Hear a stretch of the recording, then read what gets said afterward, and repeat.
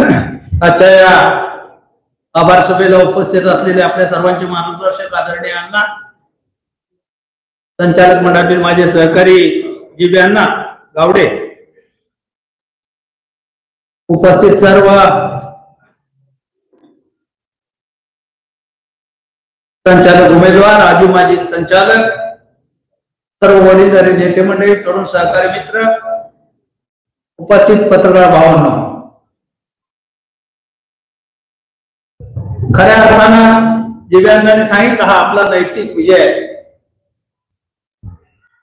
दिव्यांना काल पांडुरंगाच्या मंदिरामध्ये दर्शनाला गेलो होतो. आषाढी एकादशीला रात्री 1 वाजता तिथं पोहोचलो आणि ते 4 वाजेपर्यंत मंदिरामध्ये जेवढे लोक भेटले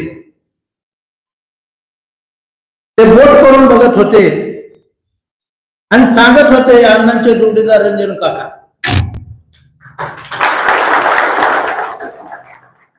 अनेक लोक माझ्या ओळखीचे नव्हते, पण त्या लोकांनी हाक मारून विचारलं, तुम्हीच काका का? म्हणजे मला तुम्हाला सांगायचंय भावांनो, पांडुरंगाच्या दारामध्ये दर्शनाला आलेला माणूस जो खऱ्या अर्थानं पांडुरंग स्वरूप आहे, त्या माणसाला सुद्धा हा निकाल मान्य नाही. आणि ते सांगत होते, सगळीकडे आमची चर्चा, काही पुण्याचे नगरसेवक भेटले, काही पिंपरी चिंचवडचे भेटले, पंढरपूर तालुक्यातले, सोलापूर जिल्ह्यातले, पुणे जिल्ह्यातले, सातारा जिल्ह्यातले अनेक लोक भेटले आणि सगळ्यांची एकच चर्चा होती, आम्हाला विश्वास होता अण्णा तुमच्या हातात कारभार माळेगावचा येईल आणि आमच्या राज्याच्या शेतकऱ्याला अधिकचे 2 पैसे मिळतील. अशा प्रकारचा विश्वास संपूर्ण राज्याच्या शेतकऱ्याला होता. आणि अशा अवस्थेमध्ये जे काही घडवण्यासाठी जे काही करावं लागलं ते सत्तेचा गैरवापर करून करावा लागलं नव्हे, एकट्याची सत्ता नव्हे मित्रांनो, 6300 लोकांना कामाला लावावं लागलं त्यांना. बघितलं आपण किती होतो, 21 संचालक. आपल्याला कोणी बाहेरचा बोलवला नव्हता, तालुक्यातले लोक बोलवले नव्हते, कार्यक्षेत्राला सभासदा व्यतिरिक्त आपल्याकडे कोणी नव्हतं. कारण ही आपली लढाई आपल्या घरातली लढाई होती, आपल्या प्रपंचाची लढाई होती. आणि हे सगळं करत असताना मला या ठिकाणी आपल्या सगळ्यांना नम्रपणे सांगायचंय, अहो आताच्या माळेगावच्या निवडणुकीत तुम्ही जो मायक्रो प्लॅनिंग झालं ना, ते मायक्रो प्लॅनिंग तुमच्या घरच्या छत्रपतीचं केलं असतं 10-11 वर्षापूर्वी, तर छत्रपती सुधारला असता आणि तुमच्या वडिलांनी आजोबांनी तुम्हाला आशीर्वाद दिला असता. बाप से बडा बेटा म्हणले असते, पण तो नाही. तुम्ही तिथं काय काढलं, तुम्ही तिथं महापाप केलं छत्रपती बुडवण्याचं आणि तुमच्या तिथल्या सभासदाला मातीत घालण्याचं काम केलं. जीबी अण्णांनी आता सांगितलं, तुमच्या हातात काय मामाच्या हातात काय काय दिवे लावले तिथं.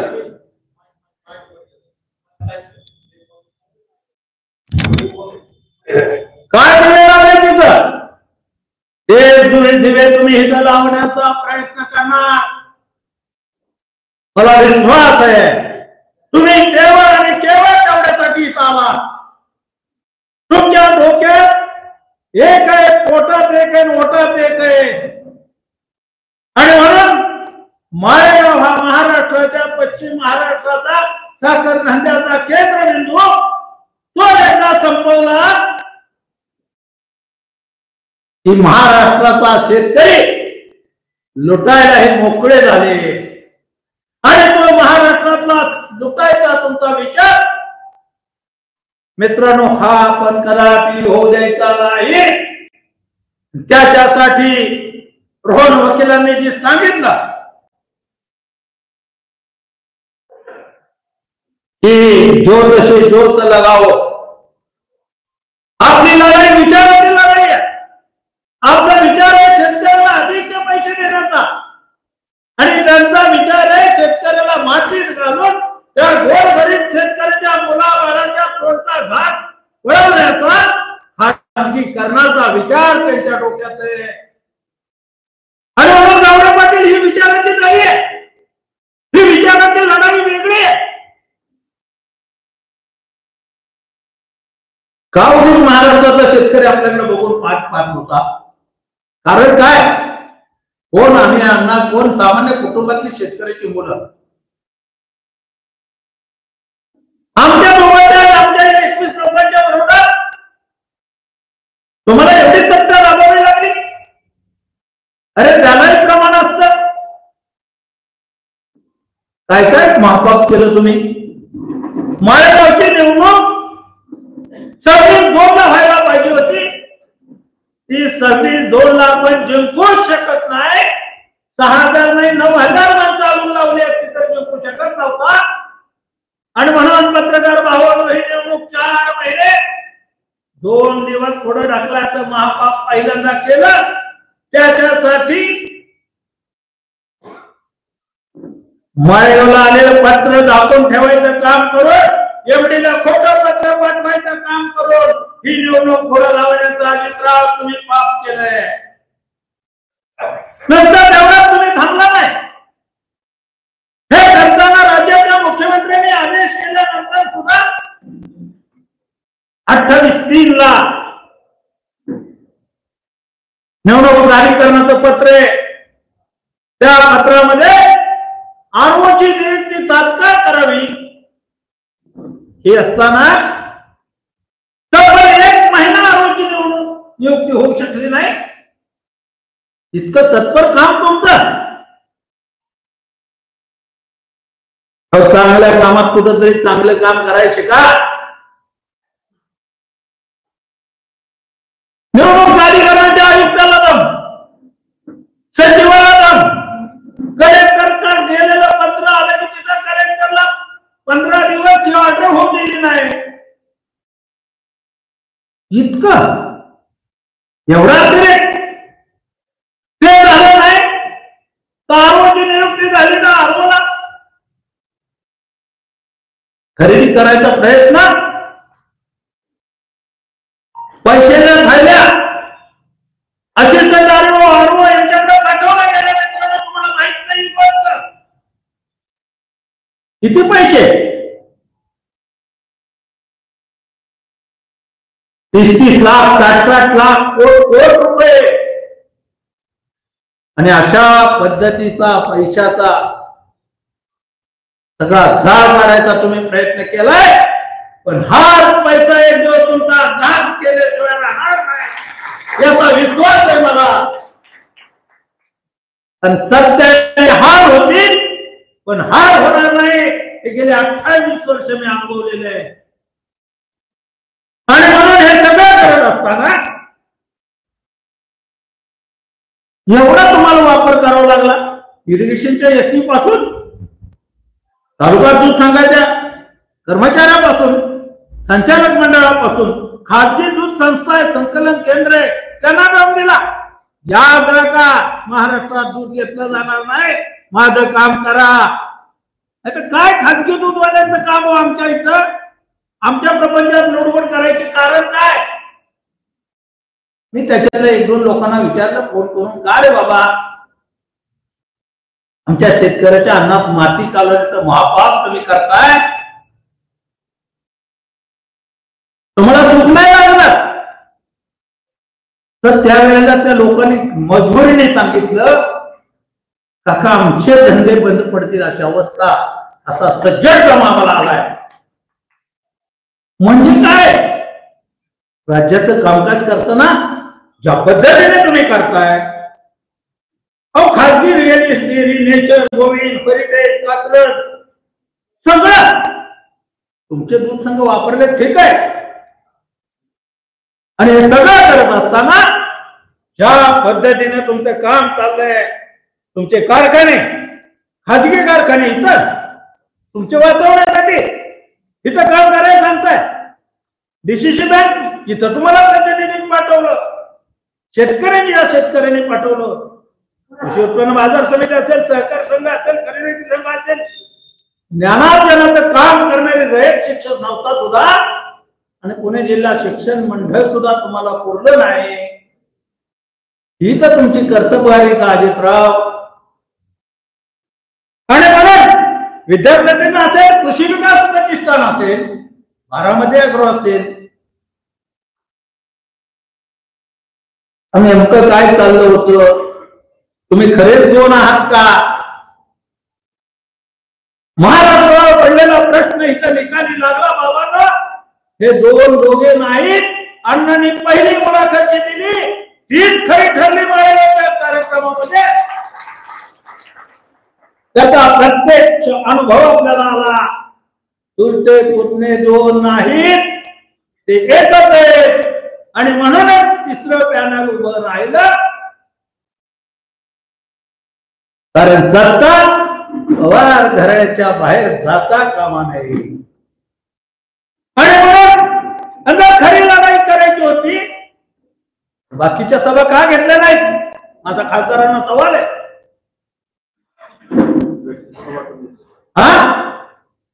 छत्रपती तुम्ही पाठिंबा देता आणि इथं या पद्धतीने काम करता आणि आम्हाला विचारता त्यांच्याशी भेटणार आहे का, त्यांच्यावर पॅनल करणार आहे का, मला सांगणार का?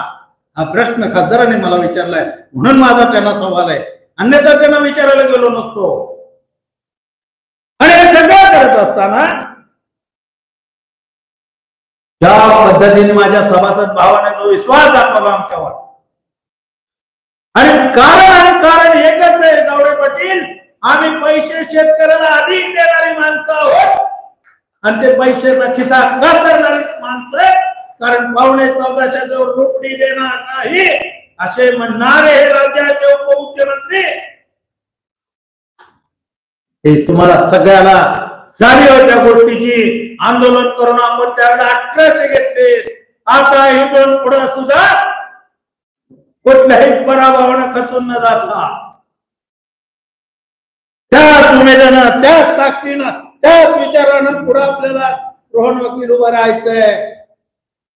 आणि तुम्हाला वाटत असेल सत्ता तुमची आली, आम्ही माळेगावचा छत्रपती करू, माळेगावचा शोधणे सभासद चूक झाली असेल काही त्याच्या अडचणीमुळे तरी, परंतु उद्याचा भविष्य काळ ही चिनगारी पेटवल्याशिवाय आणि स्वस्थ बसवणार नाही. नवी दिशा माझ्या सभासदाला तरुण पिढीला दिल्याशिवाय थांबणार नाही. आणि नवीन विचार घेऊन नवी पिढी परत तुमच्या समोर सामोरी गेल्याशिवाय स्वस्थ बसणार नाही. हा एक इशारा मी आपल्याला देऊ इच्छितो. आणि म्हणून या ठिकाणी किती दबाव असा माणूस म्हणून तुम्ही त्याच्याकडे बघायला तयार नाही, त्या सभासदाकडे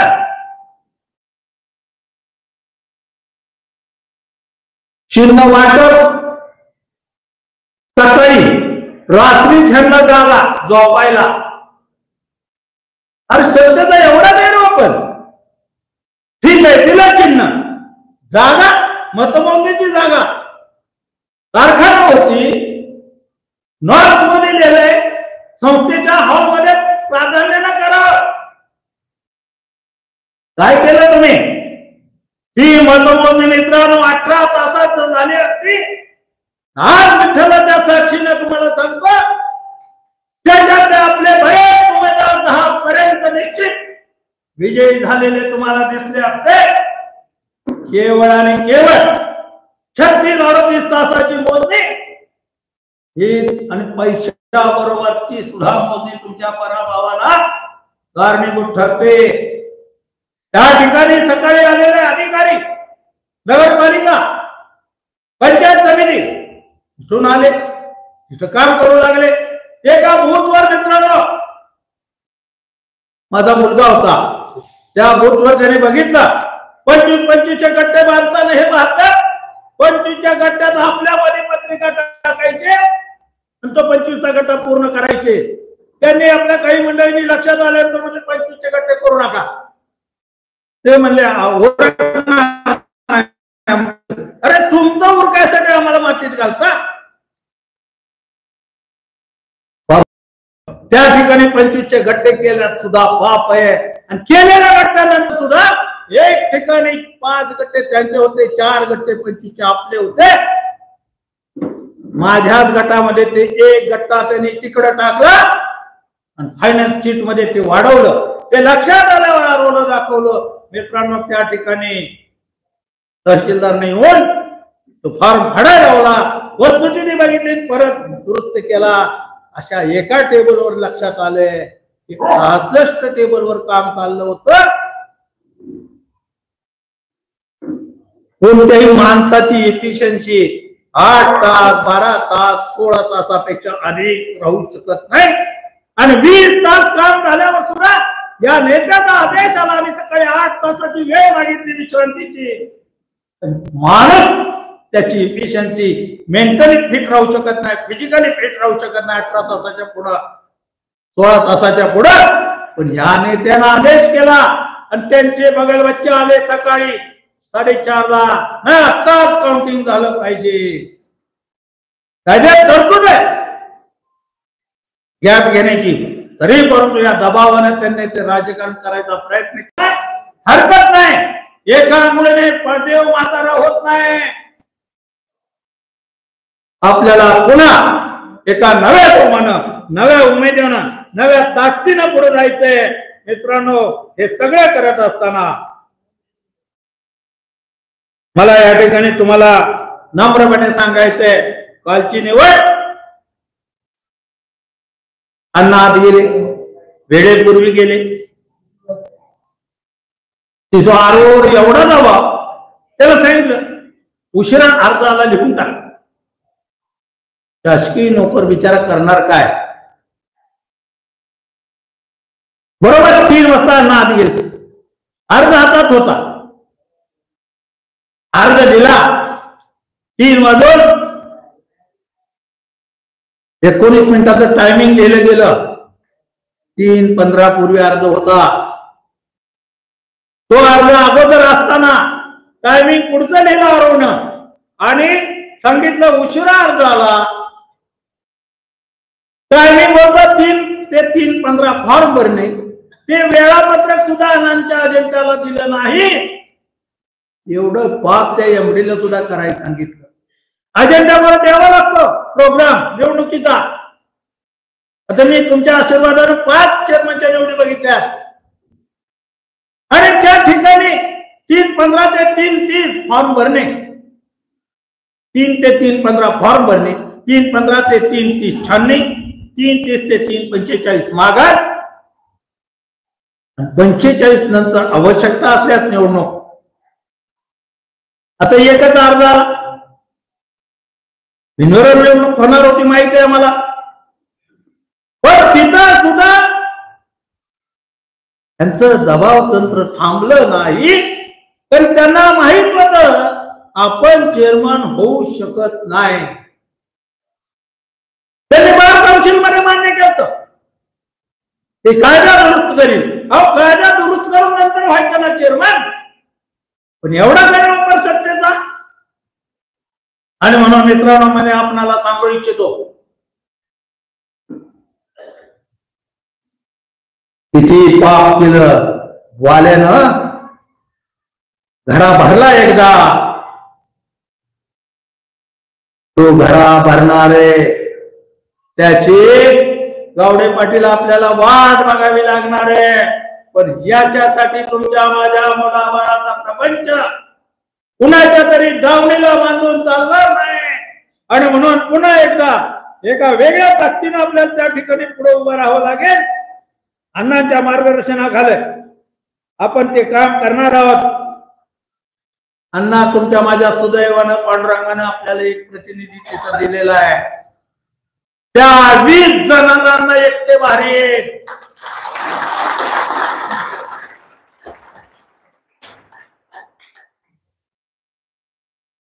अजितराव, तुम्हाला उलटा सुलटा आम्ही काय करू देणार नाही माळेगाव कारखान्याचा सभासद.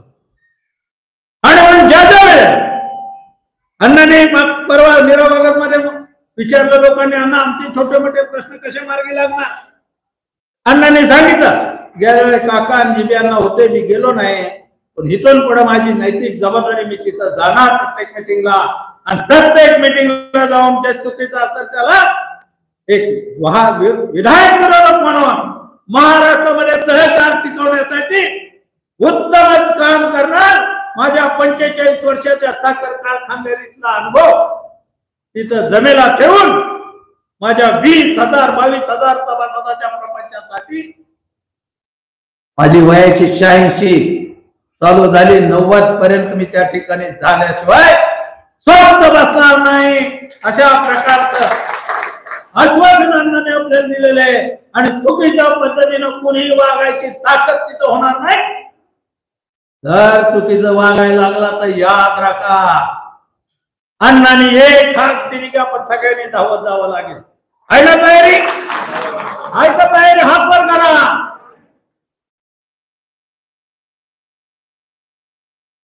आणि कोणासाठी जायचे बाबांनो? दुसऱ्यासाठी नाही, तुमच्या माझ्या मुलाबाळाचा प्रपंच वाचवण्यासाठी जायचंय. चुकलेला आपला सभासद बरोबर घेऊ, हरकत नाही. पोरग लेकरू मांडून हिल म्हणून काय आपण कापून टाकत नाही. त्याला समजावून सांगू, परत त्याला विचार चांगला मांडू, त्याच्याजवळ विचार चांगला देऊ आणि सांगू माळेगाव हा माळेगावच राहायला पाहिजे. आणि माळेगावचं तुम्हाला मी आव्हान एकच करतो, माळेगावच्या सभासदाला सर्वाधिक राज्याचा भाव तुम्ही देणार म्हणून सांगितलं होतं.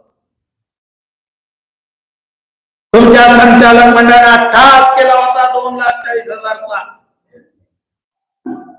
प्लॅन इथेनॉलचा लावायचा. तुम्ही निवडणुकीच्या अगोदर थांबवलं आणि 5 लाखाचं करा. आता त्या तरी शब्दाला जागा तुमच्या घरच्या कारखान्यात 5 लाखाचा 7 लाखाचा जर प्लॅन्ट होत असेल तर माळेगावला इथेनॉलचा प्लॅन्ट 5 लाखाचा तुम्हाला करावा लागेल. तर आणि तरच आमच्या शेतकऱ्याला पैसे भेटतील. चुकीचं कामकाज आम्ही करू देणार नाही, कारण तुमचा विचार आम्हाला दिसतोय. छत्रपती सोमेश्वर मध्ये ऊस नाही म्हणता, आम्हाला ऊस नाही म्हणता, तिथं ऊस आहे, तिथं तुम्ही 1 लाखाचा इथेनॉलचा प्लॅन्ट लावताय. हा तुमचा विचार, हे तुमचं शेतकऱ्याबद्दलचं मत, हे तुमचं पाप समोर येत आहे आणि म्हणून तुम्हाला चुकीचा कारभार आम्ही करू देणार नाही. आमचं हे शॅडो संचालक मंडळ त्याच्यावर बरोबर आहे आपली सगळ्यांची तयारी. तुमचं तिथं आज बसलेला संचालक मंडळ आणि आमचं हे शॅडो संचालक मंडळ तुमच्या सगळ्या गोष्टीवर नजर ठेवल्याशिवाय राहणार नाही.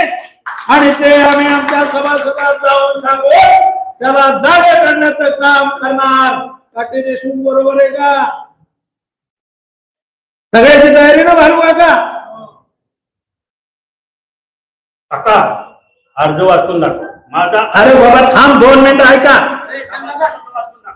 कोरपड्यांचा एक अर्ज आहे, त्यांच्या नावावर ऊस गेलाय आणि तो ऊस डुप्लिकेट सहीनं ऊसाचं बिल घेऊन द्या, पण पेन्शन द्या, कारखान्यातर्फे पेन्शन द्या,